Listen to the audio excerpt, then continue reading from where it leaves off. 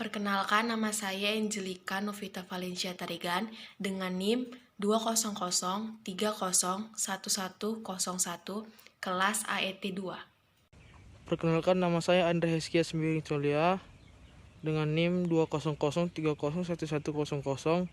Saya berasal dari kelas Agroekoteknologi 2. Perkenalkan, nama saya Karus Naldi Ginting, NIM 20010111114, kelas AET 2. Dictyostelium atau yang disebut dengan jamur lendir. Klasifikasi ilmiahnya, domainnya itu Eukaryota, infrafilum Mycetozoa, kelasnya Dictyostelia, ordonya Dictyosteliida, familinya Dictyostelidae, genusnya itu Dictyostelium. Morfologi sel mikroorganisme Dictyostelium. Dictyostelium merupakan salah satu contoh dari jamur lendir atau sering kita sebut sebagai Myxomycota. Struktur tubuh jamur tersebut yang pertama, dalam lingkungan normal, tubuh berupa uninukleat atau berinti satu dan dapat membentuk multinukleat atau berinti banyak, dapat membentuk sporangia bertangkai yang berisi spora. Yang kedua, umumnya terestrial. Yang ketiga, merupakan sel tunggal yang bebas. Sel berkumpul membentuk suatu massa multiseluler tunggal. Massa sel berbentuk siput, bergerak dan bermigrasi menuju lokasi yang cacah. Ketika berhenti bergerak, siput mengatur untuk membentuk tangkai dan kotak spora di ujung. Reproduksi dengan membentuk spora. Pada saat kotak spora matang, kotak spora melepaskan spora ke udara.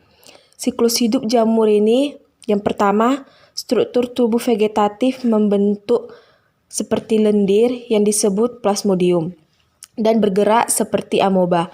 Plasmodium ini dapat bereproduksi secara vegetatif dengan cara pembelahan binar. Jika telah dewasa, plasmodium akan menuju tempat yang kering dan membentuk badan buah dan akan membentuk sporangium.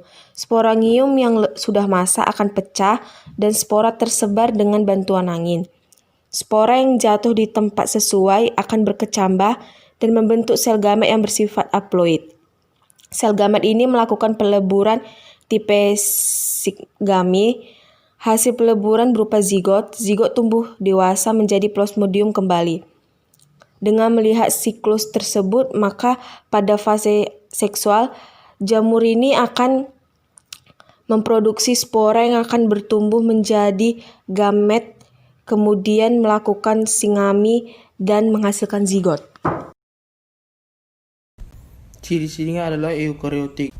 Eukariotik adalah organisme dengan sel yang memiliki nukleus dan organel bermembran lainnya. Ciri-ciri selanjutnya adalah sering ditemukan pada bahan organik atau dalam tanah dan gua-gua. Sel-selnya tumbuh secara terpisah dan mandiri. Dictyostelium berukuran sekurang lebih 1-2 mm sehingga susah untuk dilihat. Dictyostelium merupakan organisme heterotroph dan menangkap makanan dengan cara penggunaan pseudopodia. Bentuk tubuh seperti lendir.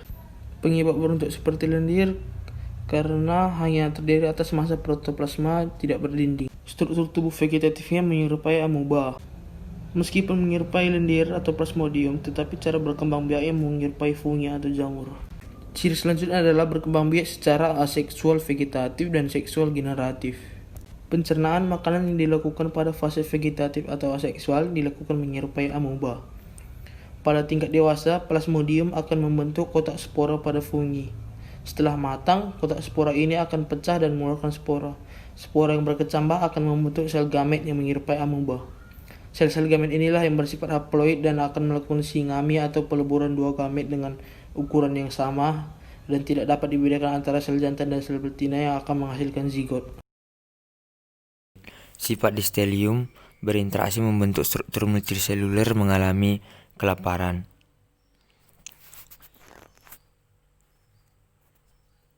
Bersel tunggal dan bersel banyak berperan penting dalam pemeliharaan populasi bakteri yang seimbang di tanah. Pisarum, klasifikasi ilmiah, domainnya Eukaryota, infrafilum Amoebozoa, kelas Myxogastria, ordo Pisarales, famili Pisaraceae, genusnya Pisarium. Morfologi sel pada mikroorganisme Pisarum. Pisarum merupakan jamur lendir aseluler atau Myxomicota, yaitu protista dengan bentuk seluler yang beragam dan distribusi geografis yang luas. Moniker aseluler berasal dari tahap plasmodial dari siklus hidup Plasmodium. Plasmodium adalah koenosit multinukleat makroskopik kuning cerah yang dibentuk dalam jaringan tabung yang saling bertautan. Tahap siklus ini bersama dengan preferensi untuk habitat teduh yang lembab, kemungkinan berkontribusi pada kesalahan karakterisasi organisme sebagai jamur Pisarum.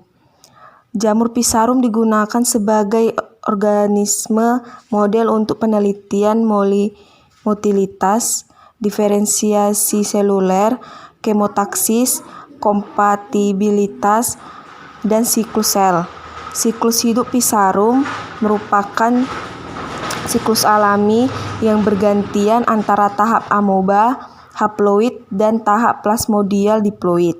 Sirkuit bagian dalam menggambarkan siklus hidup apogamis yang sepenuhnya haploid. Kedua siklus tersebut menunjukkan semua tahap perkembangan. Ciri-cirinya hidup dalam kayu yang membusuk, berwarna kuning, terdapat benang-benang jala lengket. Salah satu mikroorganisme yang berperan sebagai dekomposer. Dikatakan sebagai dekomposer karena membantu menguraikan senyawa-senyawa dari bagian-bagian tumbuhan mati yang diperlukan oleh makhluk hidup lainnya. Ciri lainnya yaitu spora dapat berkecambah di dalam air. Spora yang berkecambah di dalam air ini disebut sebagai substrat basah yang akan berubah menjadi sel kembar yang disebut dengan myxoflagellata. Dalam keadaan vegetatif, tubuhnya berupa massa protoplasma telanjang yang bergerak sebagai amoeba yang disebut sebagai plasmodium. Menyimpan cadangan makanan berupa glikogen. Pisarium bergerak secara kemotaksis, yaitu gerakan seluruh tubuh dengan rangsangan berupa zat. Pisarium juga bergerak secara hidrotaksis, yaitu gerak seluruh bagian tubuh karena rangsangan air. Selain itu, Pisarium juga bergerak secara fototaksis, yaitu gerak seluruh tubuh dengan rangsangan berupa cahaya. Terbentuknya berbentuk lendir sehingga disebut jamur lendir. Siklus hidupnya adalah siklus luar, menggambarkan siklus alami yang bergantian antara tahap amoeba haploid dan tahap plasmodial diploid.